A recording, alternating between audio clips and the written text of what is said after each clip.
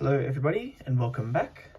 Today I'm going to be doing an updated Spright deck profile post the June ban list that was just announced today, which is very exciting.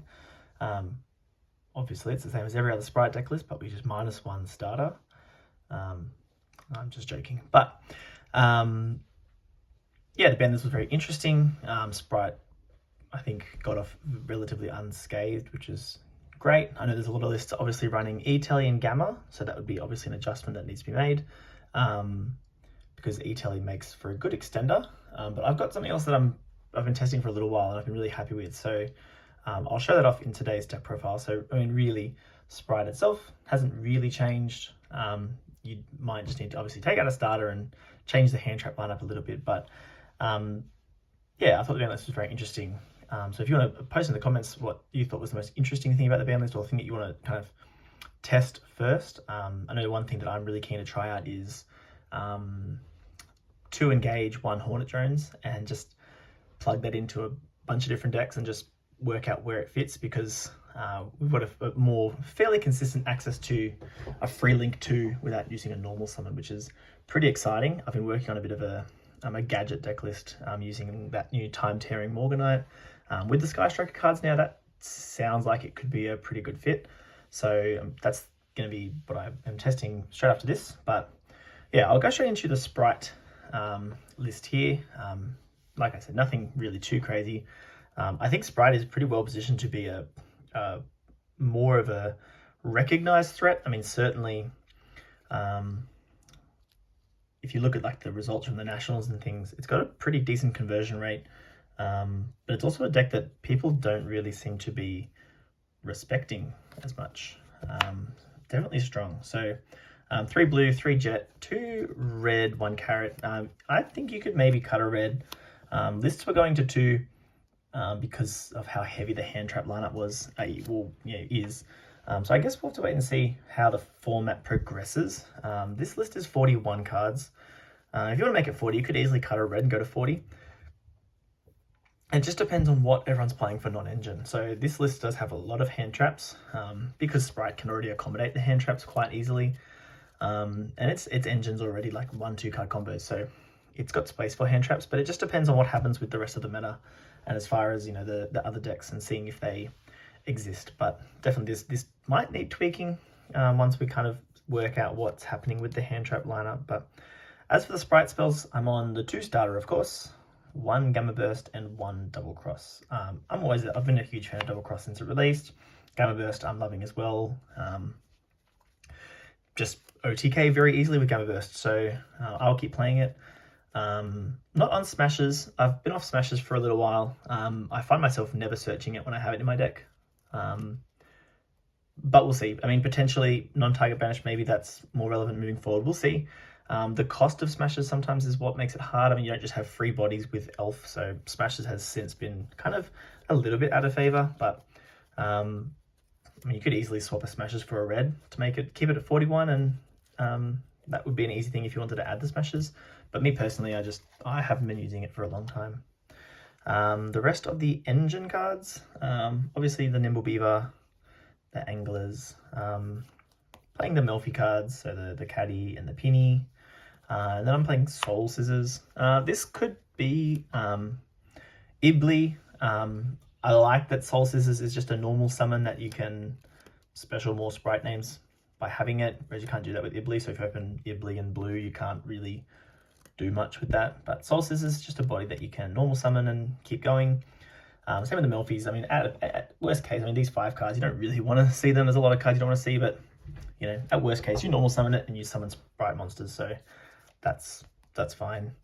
The next card is Pot of Prosperity. Playing this at 3 just allows you to grab whatever you need a lot of the time. And this is what I'm currently on. I've been playing Crossout and loving it. This is what I've been playing instead of E-Telly already for a little while. This card is dependent though on hand traps being kind of relevant. Not necessarily dependent, but this is an extender. So I'm treating it as an extender. It's in the slots for what I would consider an extender in this deck. in, Tri Brigade, they were playing Designator as an extender, because really, cross out on something that was going to interrupt your Gigantic Spright means your Gigantic Spright is going through. So in that regard, I would say it's better than an extender. You've just got to be playing the cards that are going to hit Gigantic Spright. So yeah, it just depends on, I guess, what the hand trap line looks like. If we're going back to board breakers and whatnot, then obviously crossout's going to lose a lot of value, and potentially change it to something else. You could play the Trickstar engine, of course. Could play, another thought I have is like, you could play Ready Fusion and Instant Fusion. If you played 2 targets, one being a level 2, one being something like Relinquish, the Millenniumize Restrict, that gives you a little bit more resilience to hand traps as well. So that's another interesting thought. Could be in this slot, but really in the future, these 3 cards, they might stay as crossout, but these are just going to be some kind of extender that's going to operate exclusive to, or operate regardless of Starter and Beaver and those kinds of things. So this is just going to be another card that kind of helps facilitate plays. So it's not an extender on its own. You need to be able to play the game and have crossout, but when you have crossout, it just feels really good because you know that Gigantic's resolving, and then once Gigantic resolves, obviously you feel a lot safer to obviously Nibiru and other things that could just happen. Especially going second is pretty good too. But yeah, so crossout, I'm a huge fan. If you're not, give it a go, test it out. Playing 2 talents, this is it's just a generically good card. Obviously, again, going to be dependent on, I guess, what hand traps are doing this format, but also it's just a card that you can, if you end up with a dead crossout in hand and that's what your opponent has to kind of help break your board, crossout on talents doesn't sound terrible, but yeah, so this was previously Nibiru, could still be Nibiru, and again, I would say that the talents, and from here on out, even including the crossouts, these cards are definitely going to be format dependent, and so we'll see what kind of rises to the top as far as hand traps, non-engine board breakers, whatnot. So 2 talents seems fine, and then I'm just on a bunch of hand traps. Imperm I think is going to be totally fine to play this format. Imperm's just generically solid. Ash I think becomes a lot better. Obviously Branded is still going to be a deck. Labyrinth could be a much stronger deck, so Ash feels pretty decent into both of those. I've still got Droll in here. Droll's okay. Definitely Dragons. Droll could be solid, and I mean Dragons is a go-to for a lot of people at the beginning of new formats. Could be good against a few different decks. So I've got the Droll still in here, but whether or not we want a main deck Droll, that will remain to be seen. And then the last 3 cards, 2 Veiler and an Ogre. This will also kind of be, and I guess the Drolls as well, we'll see if Super Heavy Samurai and see what that deck is kind of doing post the ban to the Link one. So if people are still playing Ogre, having the 1 Ogre for crossout is really good because there's Ogre kind of hits both matchups. So having Ogre as a crossout target feels pretty good. You could even play a second Ogre if, if Droll was not a good option in this format. You could take out the 3 Drolls, play 2 Nib and a second Ogre. So 2 Nib, 2 Veiler, 2 Ogre, which, doesn't sound terrible. Sounds pretty just generically good. Obviously, we'll just have to wait and see, depending on what the format presents itself. But as always, the hand traps can always be changed. The extra deck, I do like that we can kind of change our extra decks up and now to not necessarily respect, obviously, Diabolisis or the Unicorn Rip kind of thing. So I've gone back to 2 Gigantic. I was on 3 for a while. Onavimaru, Mosquito, Melffy the Forest, and then just 1 down to 1 Zeus. 1 Sprint. We'll see if we make it 2 Sprint, but 1 Sprint for now. Yep. I've thrown in Avramax IP, just because Avramax is a pretty decent kind of boss.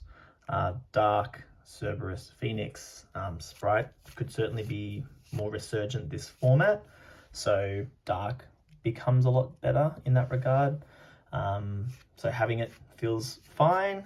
And then I'm playing the 2 synchro targets for the Melffy side of things. I did have Herald of the Arclight cut for a while, but just I guess having access to the Omni Negate there seems solid. And now that I'm not playing doubles of things in the extra deck, having the space, I threw it back in. So yeah, that's the extra deck. But again, as we see the format kind of unfold, then definitely tweaks get made. My current side deck, I've just kind of thrown this together fairly quickly.